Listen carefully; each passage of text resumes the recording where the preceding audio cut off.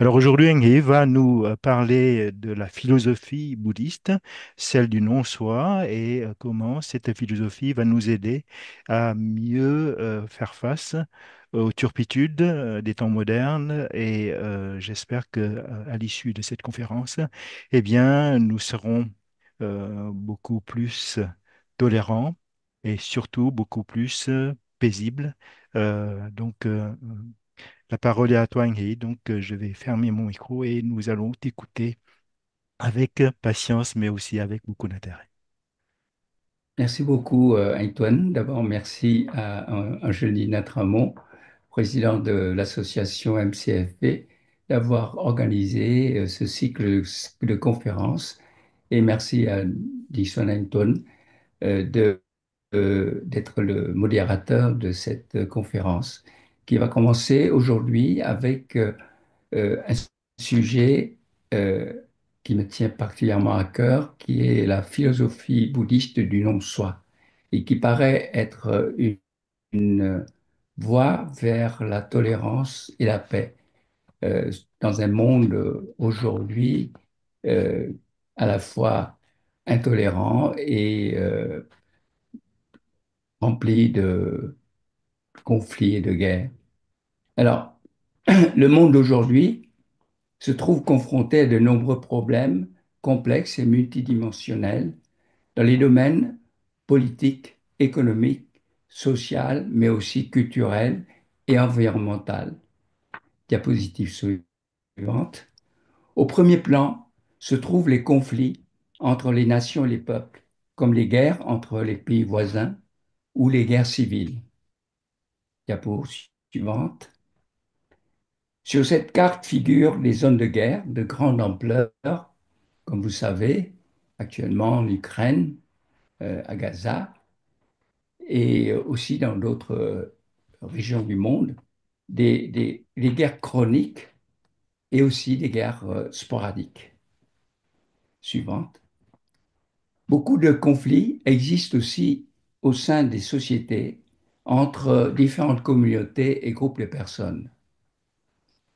Sur les derniers chiffres du Haut Commissariat des Nations Unies pour les réfugiés, plus de 120 millions de personnes ont été déplacées de façon à fuir leur foyer pour échapper à la guerre et à toutes les formes de violence, d'oppression et de violation des droits de l'homme, dont un tiers sont des réfugiés ayant besoin d'une protection internationale et le reste devant se déplacer à l'intérieur même de leur pays.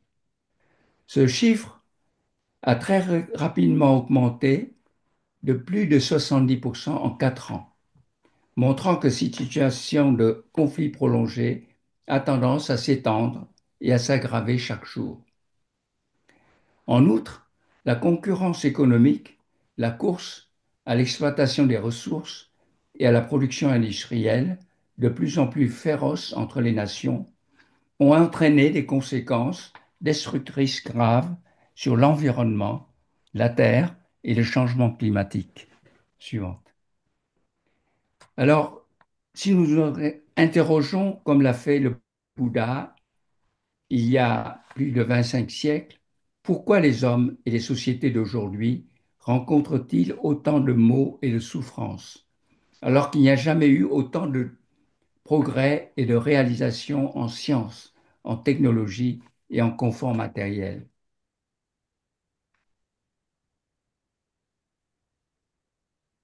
Alors nous nous apercevons clairement que l'origine des conflits et des disputes entre les pays, les nations, les communautés et les groupes de personnes est la discrimination et l'hostilité au lieu de la tolérance et de la compréhension mutuelle. Avec la cupidité, l'égoïsme, le souci exclusif de l'intérêt personnel et de groupe, la discrimination est la principale cause de conflits, de guerres, de haine et de violence. Suivant.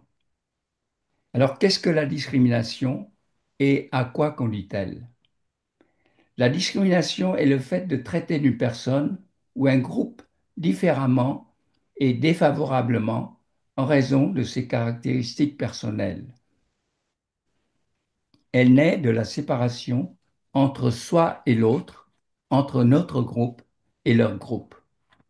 Cela conduit à des émotions négatives envers l'autre, telles que le mépris, l'aversion, la peur, la haine de l'autre, et peut s'exprimer par des comportements négatifs visant à contrer et à éliminer d'autres personnes, d'autres groupes, juste parce qu'ils sont différents de nous. Quels sont les différents types de discrimination? La discrimination la plus courante concerne la nation, le pays d'origine des gens. De là est issu le nationalisme, des vecteurs d'innombrables guerres et invasions à travers l'histoire, et volontiers exploités par leurs auteurs pour galvaniser les masses. La discrimination raciale ou ethnique a également conduit à de nombreux massacres, voire des génocides, ainsi qu'à l'oppression de personnes de couleur, comme l'esclavage, la traite des Noirs, et provoque aujourd'hui encore de fréquents affrontements dans les sociétés pourtant devenues multiraciales. La discrimination religieuse a aussi été à l'origine de nombreuses guerres dévastatrices, comme au Moyen Âge entre catholiques et protestants, entre chrétiens et musulmans, à l'Holocauste de millions de Juifs par l'Allemagne nazie pendant la Seconde Guerre mondiale, et plus récemment à l'explosion de violences terroristes par les mouvements islamistes radicaux. Le sentiment de supériorité nationale ou ethnique a conduit à l'impérialisme, au colonialisme, à l'apartheid, au fascisme, au suprémacisme, contribuant aux crimes les plus effroyables de l'histoire de l'humanité. Il existe également d'autres types de discrimination, comme la discrimination à l'encontre des populations locales ou des minorités ethniques vivant dans des régions éloignées ou montagneuses et souvent considérées comme culturellement inférieures. La discrimination peut porter aussi sur des conditions sociales entre les aristocrates, les bourgeois intellectuels et les travailleurs manuels, entre les riches et les pauvres, et particulièrement en Inde, entre les castes, les varnas, les castes supérieures et inférieures, déterminées par la seule naissance. La discrimination envers les personnes handicapées consiste en un mauvais comportement envers eux, leur exclusion ou l'absence d'aide dans leurs activités sociales. La discrimination portant sur le genre ou le sexe, la plus répandue aujourd'hui reste encore vis-à-vis des femmes, toujours moins considérées que les hommes, la plupart des sociétés restant patriarcales. À cela s'ajoute la discrimination à l'encontre des homosexuels ou homophobie, ou les personnes transgenres et de manière générale à l'encontre de toutes les minorités de genre, désormais appelées LGBTQ. Et récemment, la revendication de reconnaissance des LGBTQ a été incluse dans le mouvement appelé wokisme, qui lutte contre toutes les discriminations. Ce mouvement a à son tour déclenché un mouvement anti-woke, ajoutant à la confusion générale. Comment lutter contre la discrimination? Des mesures peuvent être prises dans deux domaines, juridique et ethnique. Dans le domaine juridique, les droits civils, les droits de l'homme et les droits des minorités doivent être promulgués et respectés. Selon l'article 2 de la Déclaration universelle des droits de l'homme, en 1948, adopté par l'Assemblée générale des Nations unies, toute personne peut se prévaloir de tous les droits et de toutes les libertés, sans distinction aucune, notamment de race, de couleur, de sexe, de langue, de religion, d'opinion politique ou de toute autre opinion, d'origine nationale ou sociale, de fortune, de naissance ou de toute autre situation. Et dans certains pays, les actes de discrimination raciale sont interdits et punis par la loi, tout comme l'incitation publique à la haine, à la violence ou à la discrimination à l'égard d'autrui. Dans le domaine éthique, les valeurs morales ont été défendues par les philosophies et des religions depuis l'Antiquité jusqu'à nos jours, comme la bonté, l'humanité, selon le confucianisme, l'amour, selon les religions révélées, notamment la charité, selon le christianisme, et l'amour bienveillant, la compassion, metta, karuna, selon le bouddhisme. De plus, le jainisme et le bouddhisme mettent l'accent sur l'esprit de la non-violence, ou ahimsa, qui signifie ne pas nuire, non seulement aux autres humains, mais aussi à tous les autres êtres vivants. Le bouddhisme propose également une autre mesure, encore plus radicale, pour éradiquer la discrimination. C'est la doctrine du non-soi.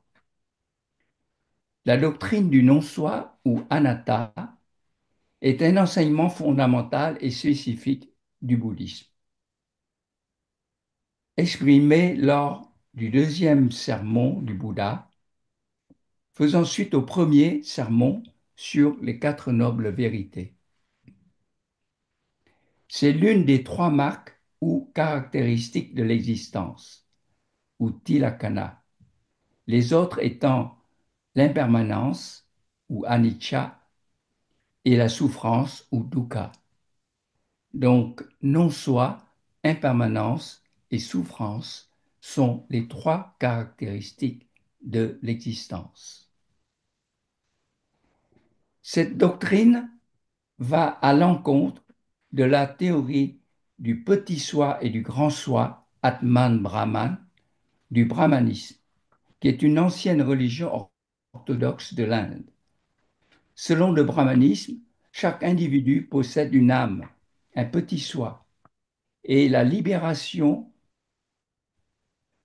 du cycle de la renaissance ou samsara ne peut être obtenue qu'en fusionnant le petit soi personnel au grand soi universel. Le bouddhisme a nié à la fois le petit soi et le grand soi. Alors, quel est le soi selon le Bouddha? Selon le Bouddha, ce que l'on appelle le soi, en pali atta, en sanskrit atman, en chinois wo, en vietnamien nga ou ta, est exprimé en troisième personne, en anglais le soi, le self, et en français le soi. Alors qu'en première personne, c'est l'ego ou le moi, l'ego en latin ou le moi en français. C'est ce que le Bouddha, d'après le Bouddha, le soi que l'on considère comme une entité n'est en fait pas une réalité, mais seulement un moyen de désignation, une appellation d'un rassemblement de cinq éléments physico-psychiques que l'on appelle les agrégats ou khandha. Les agrégats suivants, les agrégats Kangla ou en vietnamien Uẩn, Nam Uẩn, ce sont d'abord la forme ou la corporéité, la sensation, la perception, les formations karmiques et la conscience. Ces agrégats, qui sont des fonctions physico-psychiques, sont temporaires, en constante évolution et ils sont tous interconnectés, tous liés et indissociables les uns des autres. Et même ces agrégats, suivant, diapo suivant, et ces agrégats eux-mêmes ne sont pas des entités réelles, comme le dit le Bouddha dans le sutta du Samyutta Nikaya. Supposons qu'une personne avisée voit des bulles à la surface du Gange et les observe attentivement. Après les avoir observées attentivement, ces bulles lui apparaîtront vides et sans réalité. De même, ô moine, vous devez examiner tous les phénomènes de forme, de sensation, de perception, passé, futur, lointain, proche, et constater qu'ils sont vides et sans réalité, comme des bulles sont vides et sans réalité. C'est la notion de vacuité.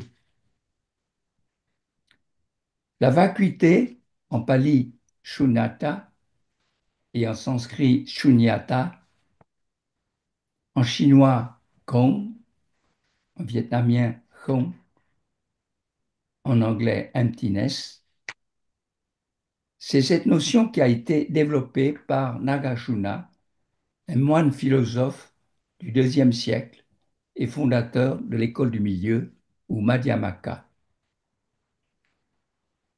La vacuité, pour Nagarjuna, ne signifie pas le nihilisme, la non-existence, mais signifie l'absence d'individualité, de nature propre, de consistance, de substantialité. Pour Nagarjuna, le non-soi, c'est la vacuité de l'individu, ou Pugala Naratmya, alors que la vacuité en général, c'est la vacuité de tous les phénomènes, ou Dharma Naratmya. C'est aussi l'expression de la loi de coproduction conditionnée, Paticca Samuttada, qui est prônée par le Bouddha, c'est que toute chose, tout phénomène est conditionné par d'autres phénomènes. Donc tout est conditionné les uns par les autres, tout est interdépendant.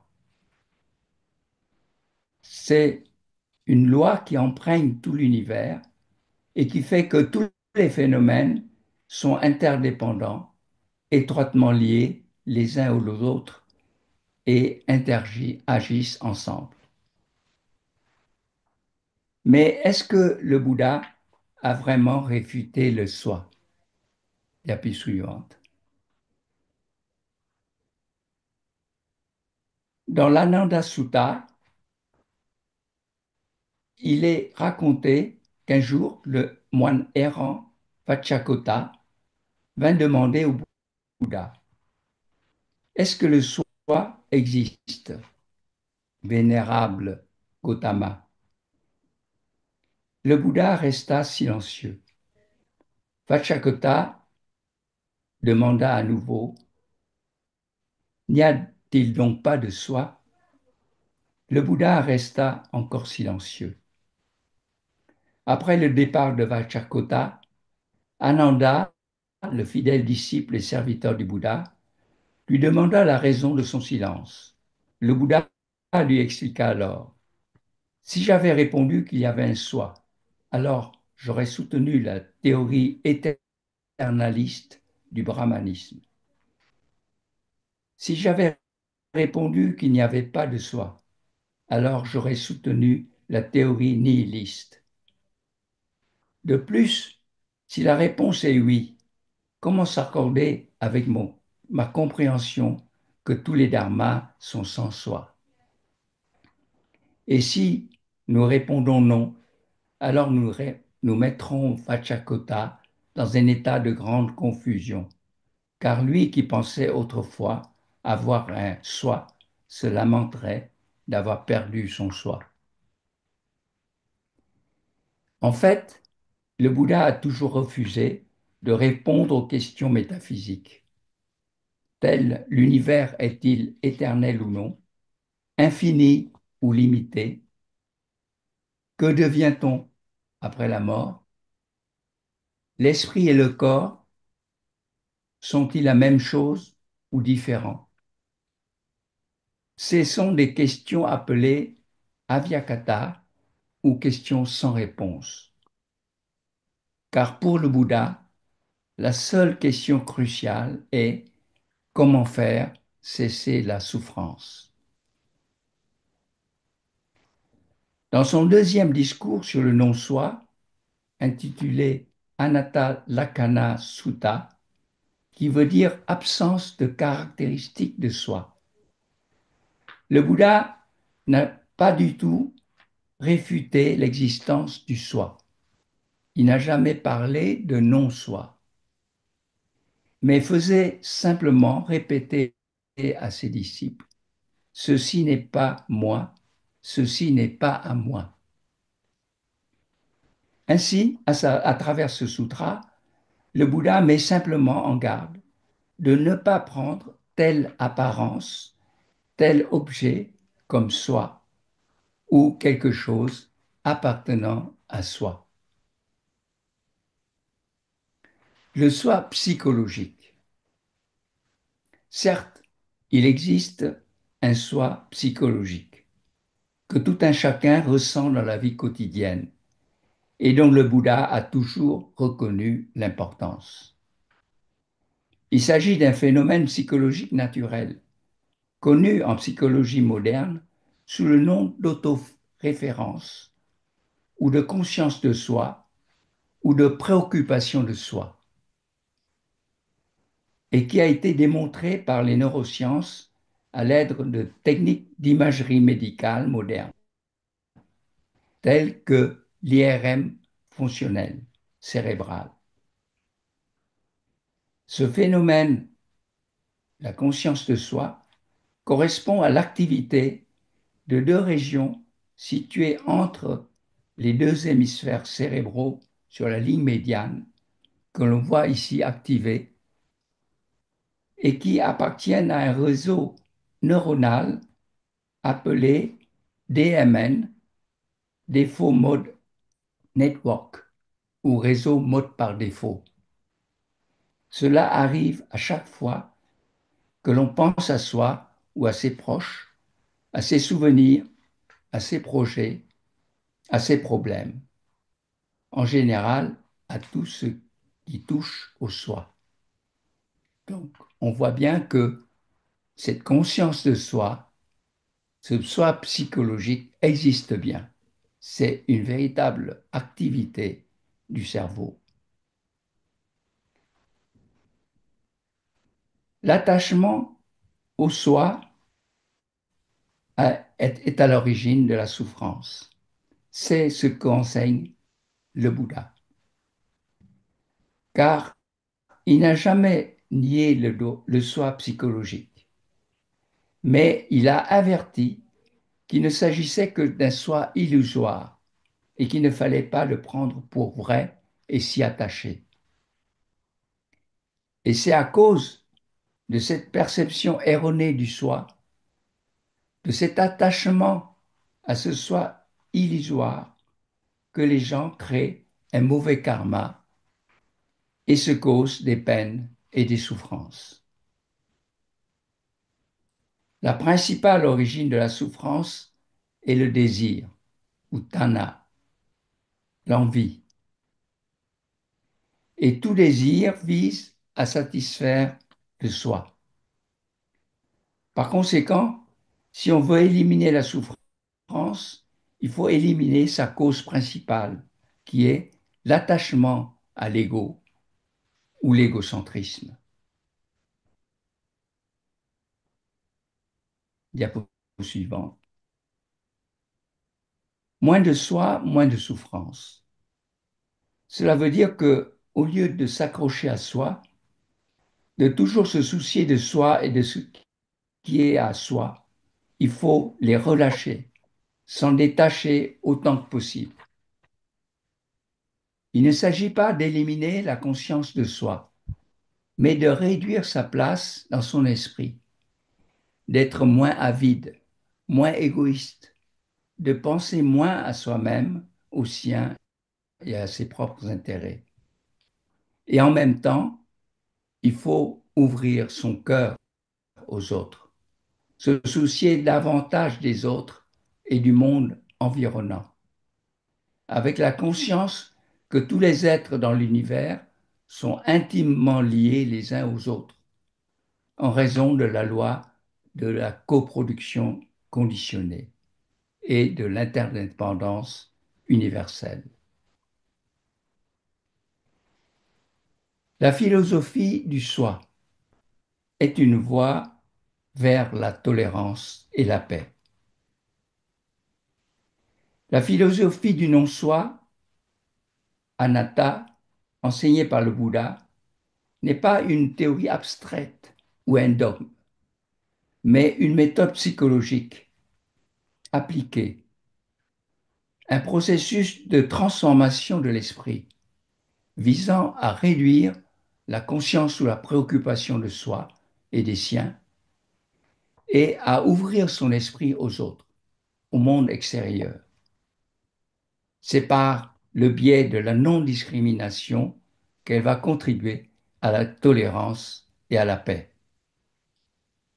En effet, en laissant de côté son soi, avec ses lunettes déformantes, on voit clairement et profondément que les gens, malgré leurs différences en aspect physique, en origine nationale ou ethnique, en genre ou en sexe, en conditions sociales, en personnalité, en culture, sont fondamentalement semblables, car tous humains.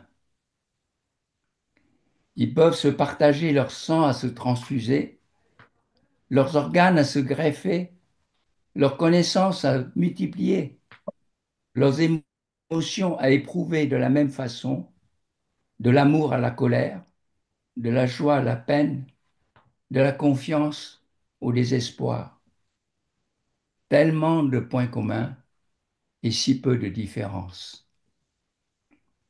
Rien ne peut engendrer la discrimination, la déconsidération d'autrui comme des êtres inférieurs, moches, mauvais, méchants.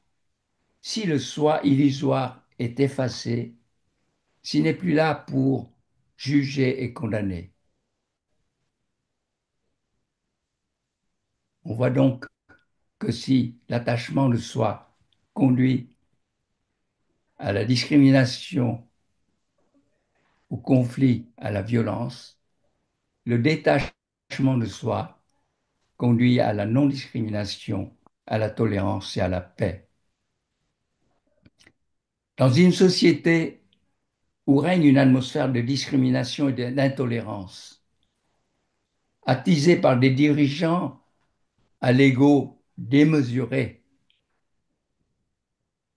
on voit actuellement comment certains dirigeants ont des égos absolument démesurés,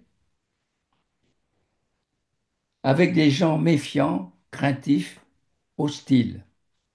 Le risque de conflit et de violence avec des réactions en chaîne devient très élevé. Au contraire, dans une société imprégnée d'esprit d'effacement de soi et d'ouverture aux autres.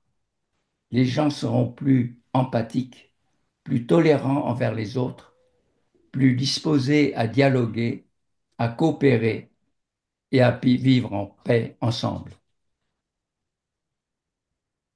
En conclusion,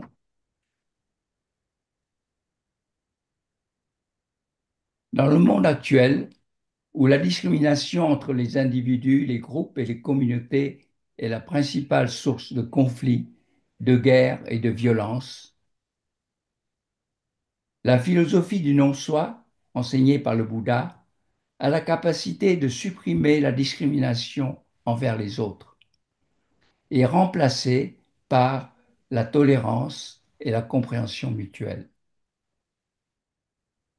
C'est aussi le principe de coproduction conditionnée ou d'interdépendance universelle et le sentiment que tous les êtres humains, malgré leurs apparentes différences, sont fondamentalement semblables, tous interconnectés et interagissant les uns avec les autres.